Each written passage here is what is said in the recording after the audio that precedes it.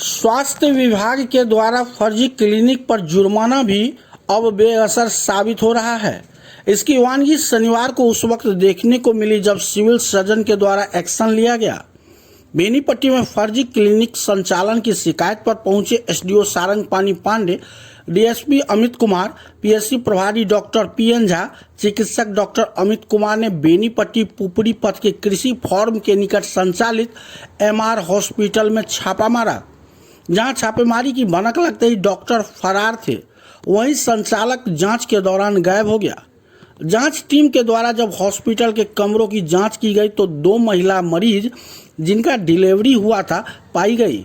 स्वास्थ्य विभाग की माने तो फर्जी क्लिनिक संचालन के आरोप में इस हॉस्पिटल पर हाल ही में 2 लाख का जुर्माना लगाया गया था। बावजूद हॉस्पिटल बेधड़क संचालन होना कई सवालों को जन्म देता दिखाई दे रहा है। फिलहाल पूरे हॉस्पिटल की जांच के बाद अब प्रशासन इसको सील किए जाने और प्राथमिकी की तैयारी कर रही है।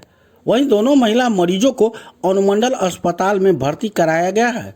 जांच के दौरान बेनीपट्टी थाना के अवर निरीक्षक संतोष कुमार सहित पुलिस बल मौजूद रहे। फिलहाल आप सुनिए हॉस्पिटल के जांच के उपरांत क्या कुछ बता रहे हैं बेनीपट्टी के एसडीओ सारंगपानी पांडे।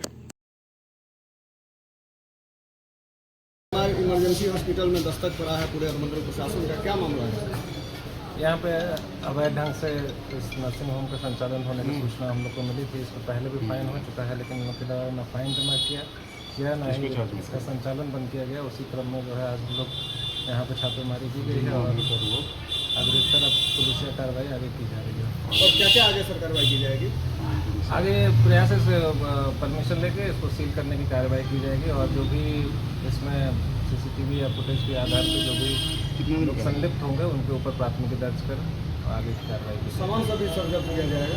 हाँ, निश्चित रूप से सभी की इन्वेंट्री बन रही है। हमारे डॉक्टर यहाँ पे हैं, वो अपना इन्वेंट्री बना रहा है, पुलिस की टीम भी है। उसके बाद जो है हम लोग अगले तक कार्रवाई करेंगे। छापेमारी के दौरान क्या कुछ पाया गया है? मरीज भर्ती या फिर कुछ?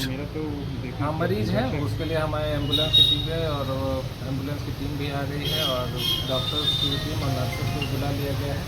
जो भी स्वस्थ है उनको डिस्चार्ज कर दिया जाएगा और जो जिनको केयर की ज़रूरत है उन्हें अनुमंडल अस्पताल में डॉक्टर की देखरेख में शिफ्ट करवा दिया जाएगा। जानकारी मिली है कि अपना काम से